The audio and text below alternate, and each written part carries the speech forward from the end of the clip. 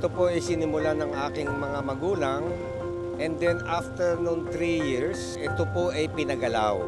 Mula po nung ito ay pinagalaw, kumbaga the word ngayon sa social media, naging trending siya, naging sikat eka nga. No? So tuloy-tuloy naming pinagagalaw siya at nakakatuwa dahil inaabangan ng buong taga-Baliwag itong ating tagpo. At siyempre, on our part, lalo na sa akin, nakikita ko yung mga tao na nasasabik, yung mga magulang, dala-dala na yung kanilang mga baby, tinuturo na kagad yung kabalo, yan, ganyan.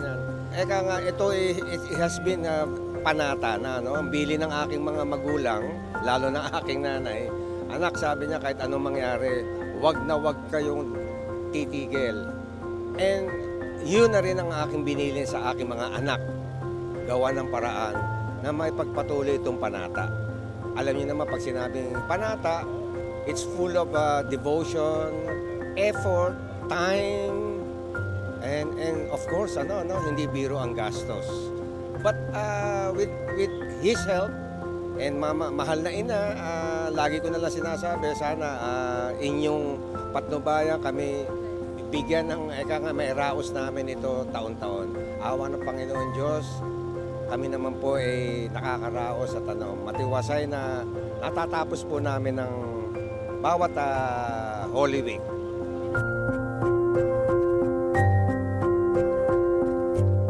Nagsisimula po itong panata po namin 2016 pa lang po.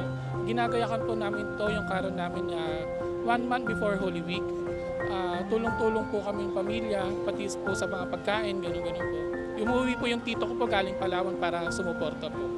Pananampalataya po, mas lalo pong tumitibay po, lalo na po sa minsan may mga pagsubok po na dumarating, kailangan po talaga natin na magdasal po na maitim-tim at manalangin po talaga. Sa tulong din po ng panalangin ni Santiago El Menor. Okay.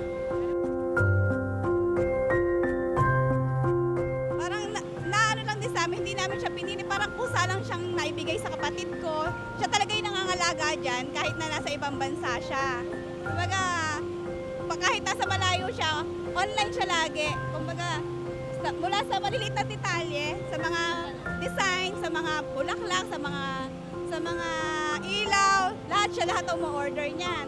Tapos pag ganitong kasagsagan na ng papalapit na Holy Week, naka-online na yan. Siya yung kukontak sa mga mananahe, sa magbibihe, sa magagayak ng karo, siya lahat.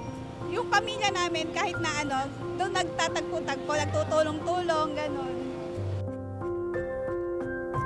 This is our first time to watch, no?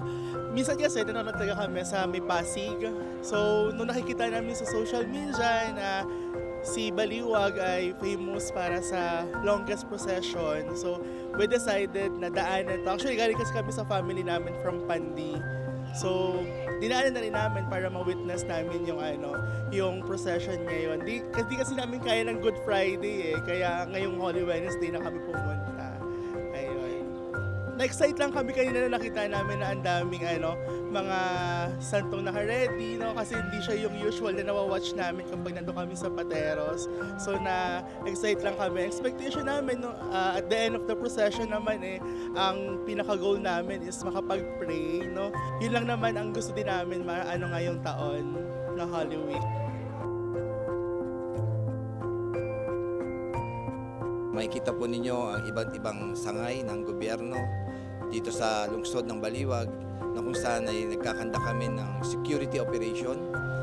Composite po itong aming operation. Nandito po ang mga ibang taga non-government organization na mga ASERT, Wing Command, ang mga intern natin na criminologists, CDRMO, at kami magbabantay hanggang matapos itong prosesyon, mapanatili ang kaayusan at kapayapaan sa pagdadaos natin ng Miyerkules Santo. Bali, ang Baliwag CDRRMO po, tingnan po natin as a whole picture, isa lang pong maliit na part. Bali, ang overall po natin, ito po ay whole city approach na pinangunahan po ng ating Mayor Mami Sonia Estrella, na kung saan ang lahat po ng agency ng ating local government ay involved po dito sa Semana Santa, especially ito pong Miyerkules Santo procession po na ginagawa natin taon-taon.